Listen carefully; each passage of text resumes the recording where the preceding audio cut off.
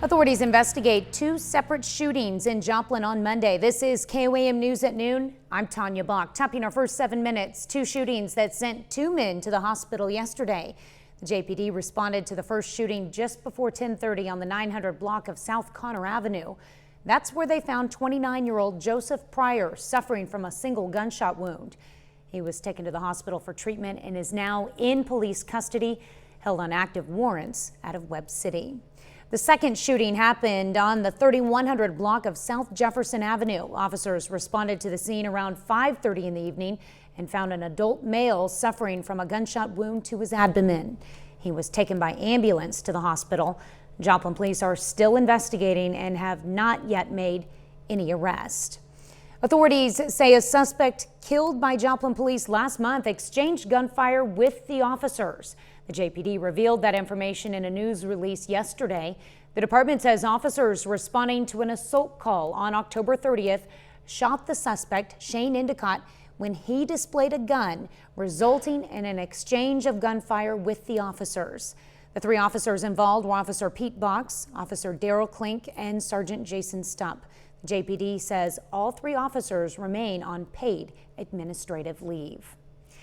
Kansas Governor Laura Kelly proposes an elimination of the Kansas sales tax on groceries. The plan outlined by the governor would save many families hundreds of dollars a year. Consumers as a whole, $450 million annually. Governor Kelly unveiled her proposal 3 days after Attorney General Derek Schmidt called on the GOP-controlled legislature to reduce or eliminate the tax next year. Schmidt hopes to unseat Kelly in the 2022 governor's race. Lawmakers' support will likely make reducing or ending the 6.5% state sales tax on groceries a top issue when the legislature reconvenes in January. Kansas has the second highest state sales tax rate on groceries. Little fact there.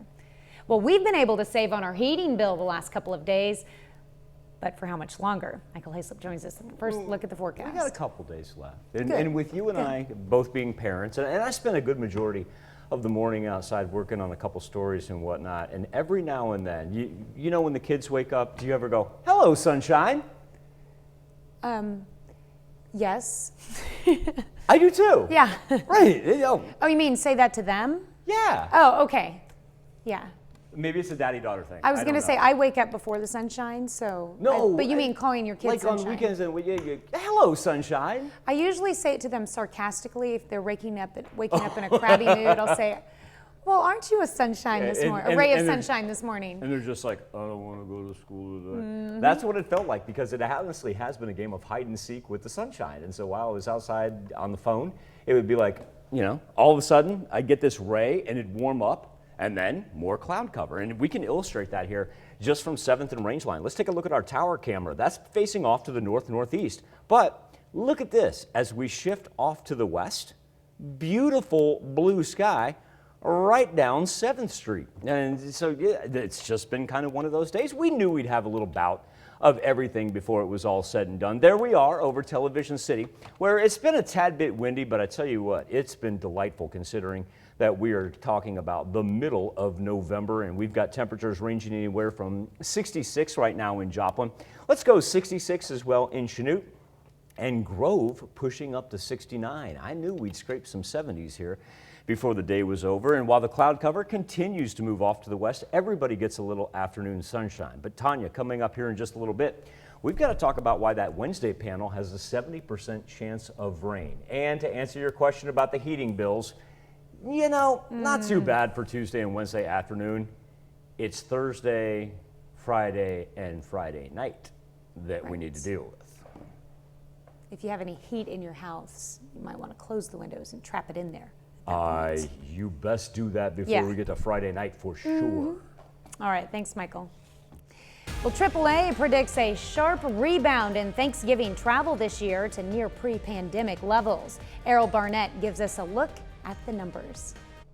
Families here in the U.S. and across the globe will be making up for lost time this holiday season.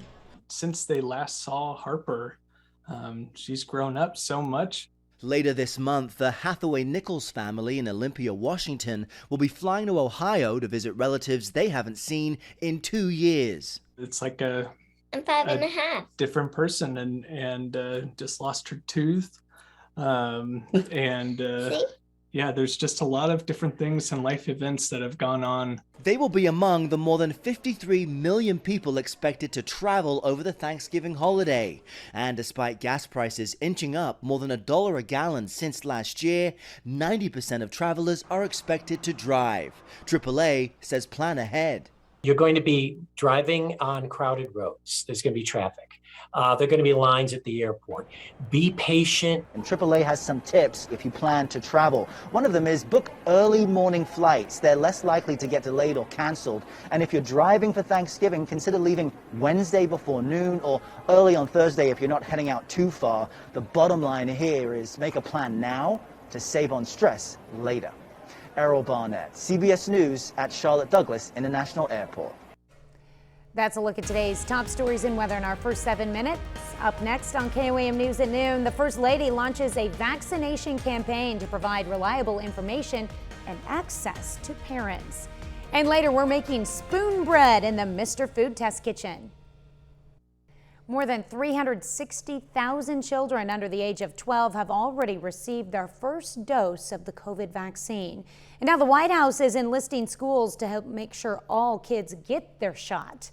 Nikki Batista is outside an elementary school in New York City with more on how it works. With this vaccine, we can take away at least one of your worries, a big one. Surrounded by students and parents in Virginia, First Lady Dr. Jill Biden launched the administration's School Children Vaccination Campaign. Please make the decision to protect your children with the same vaccine that has already saved millions of lives. She spoke at the historic Franklin Sherman Elementary, where the polio vaccine was first administered to kids in schools almost 70 years ago in 1954. It's safe, it's free, and it's available for every child in this country. The administration is also encouraging school districts to use coronavirus relief money to organize vaccine clinics for students. 1, 2, 3, that's all. Vaccine clinics like the one at PS 19 in Lower Manhattan. How is it? This is exciting and very much anticipated, and we're happy that it's here. Dan Dominic is the executive director of the American Association of School Administrators. He says the sooner more children are vaccinated, the sooner restrictions will ease. Do you anticipate schools across the country might be maskless by the end of this school year? There will be many buildings and many districts that will be. And those will be the ones that made the effort and got the larger percentage of the students and staff vaccinated. You did it! Yes. The goal of the Biden administration's initiatives is to provide reliable information and access for parents who may be hesitant to vaccinate their kids. Nikki Batiste, CBS News, New York. Still to come on the KOAM News at noon, Mr. Food. Join us as we rediscover some of our favorite holiday dishes. Just wait until you see what we're cooking today. But first, Michael Hayslip returns with your complete forecast. Pretty crazy to think when we go back to Monday and Tuesday of last week that our daily highs, they didn't even reach 55 degrees, and that's actually where we bottomed out early this morning. It has been absolutely 2 consecutive days of wonderful, wonderful November temperatures. And while we won't broach the record of 87 that was set back in 2006, you certainly can't have any complaints.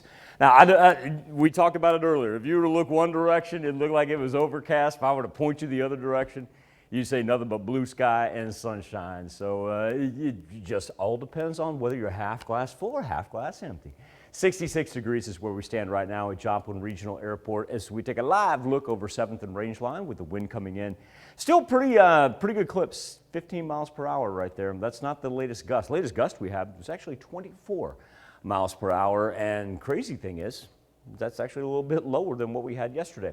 We'll jump into the barometer here in just a little bit and talk about why that pressure continues to fall. 63 in Iowa and Monette. Let's go 68 already in Miami. and 65 in Lamar. So it's been absolutely delightful. Earlier this morning, the wind actually stalled out on us, almost came to an eerily calm still.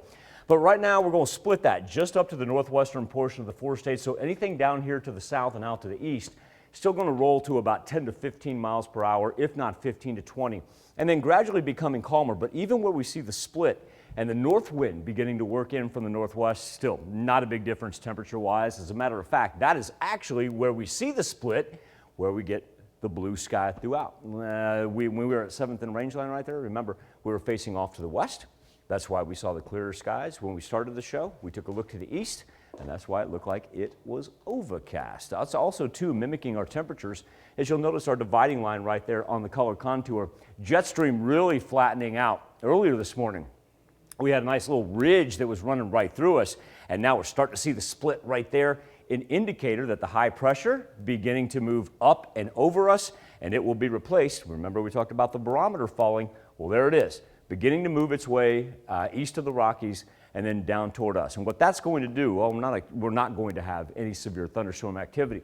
We are starting to see a little bit bubble up down here to the southwest, just beginning now to make its mark. So as we work through our afternoon, we're going to get just some sprinkles, light rain, if you will. That's about all that it's going to amount to. And we'll hang in the high 60s and see a couple 70s by the time it's over. And then when we get into overnight, this is where we're going to go all eyes out on the west, because the wind's going to subside and the rain's going to build. Now, it's not going to build over us. It's going to be one of those that here's what we're going to look at. So here we are for tonight. Keep your eyes out here. Everything that comes up from Oklahoma, Arkansas, that works out of Texas, that's what we were talking about on the national map. It's going to be very, very light. This is the area for tonight into tomorrow morning that we're going to concentrate on, especially for the morning show. Because as it begins to develop, instead of working its way from south to north, we kind of see everything want to stall for a second and then move from west to east. So tomorrow afternoon, we're still looking good. We're good. But now, as we get into tomorrow night, here we roll. See that come through? And so for tomorrow night, if you've got plans, if you got anything outside, you're like, we can put it off for one more day. November temps have been great. No. Tomorrow night, we're going to get lightning, thunder, and anywhere from 3/4 to 1 inch of rain. Now, as we work into early Thursday morning, shouldn't really affect our Thursday morning commute. We'll be done by that. But look at our temperatures. Cold front comes in behind that. We lose our cloud cover that traps in that heat that we're able to pick up every afternoon here lately, and down we'll go. So while Thursday afternoon is going to be great and provide us with sunshine on Veterans Day, it's going to be a little bit chillier than what we've had past couple of days. And then Tanya, really the one I'm looking at, and it's because of our lack of cloud cover, Friday night into Saturday morning. We're right down there around the freezing mark. Frost advisories, freeze watches, freeze warnings. Yep, we will be concentrating on those before we get to the weekend. Yeah, that's definitely a cold start to the weekend. And it's one of those things, though, I think we've been spoiled yesterday and today. True, but I like being spoiled. I actually think today's been almost more beneficial for people getting outside than yesterday, because the wind died down just a little bit, but our temperatures not too far removed and still delightful for this time of year. I succeeded in getting my yard mowed yesterday too, so it's a good thing. Yes, and we greatly appreciate the lights on the building across the street from Tanya's house that may have helped It may have been a late finish, put it that way. Right, that's what happens when the sun sets at like 5:12. I know, it cuts into your time when you can get stuff done. I didn't mean to call you out on that.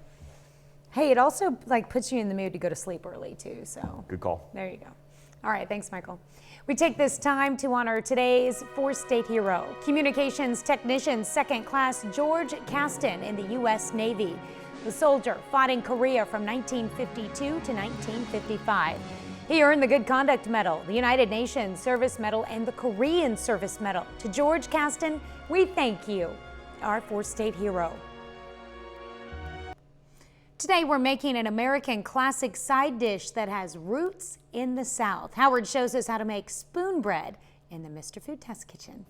With the holidays right around the corner, we've been going through our recipes and setting aside ones that we think would be a huge hit on your holiday table. One that we retested recently that got a double thumbs up is a recipe that we first came across when we taped some shows in Colonial Williamsburg. It's an old-fashioned spoon bread, and boy, is it easy. We start by simmering some milk and water in a saucepan. To that, we add some cornmeal, a bit of butter, a little sugar, and some salt. After this thickens up, we take it off the heat.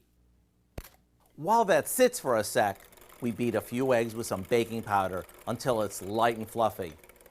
Then we stir the eggs into the cornmeal mixture, and when it's well mixed, we pour it into a baking dish. This gets baked for 45 minutes or so until the top is golden and the whole thing sort of puffs up. That's it. Now all you have to do is spoon up this classic colonial side dish along with the rest of your holiday favorites. Yup, that's why they call it spoon bread. The recipe for our old-fashioned spoon bread is online now, so you can add it to your holiday lineup. I'm Howard in the Mr. Food Test Kitchen, where today we found an all-American way for you to say, ooh, it's so good. You can find this recipe along with a lot more good food from the Mr. Food Test Kitchen online. Just go to our website at koamnewsnow.com. Here's a look at our 4 state market prices.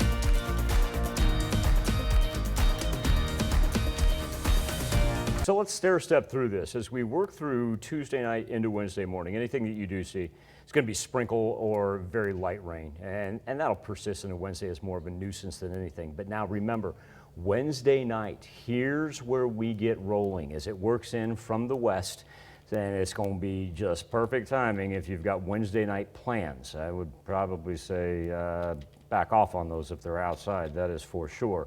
Because not only is the rain going to be here, but then colder temperatures to end our work week. But anywhere from 15, 16 degree difference. Wow. I enjoyed it yesterday. Yeah. Will today too. What do we have coming up tonight at 5? Well, at 5, Thanksgiving, of course, is when a lot of families, friends gather to eat a big meal, complete with turkey, stuffing, pumpkin pie. But with empty shelves and record high prices, we're going to look at reasons why you might want to hit the grocery store early this year. Plus, a group working with refugees and immigrants discuss potentially relocating Afghan refugees to Joplin. And a new initiative in McDonald County is designed to inspire young students to read those stories, plus the latest on what's shooting in Joplin yesterday, today at 5. All right, thanks, Dal. Thanks for joining us for KOAM News at Noon. We'll see you right back here at 5 o'clock.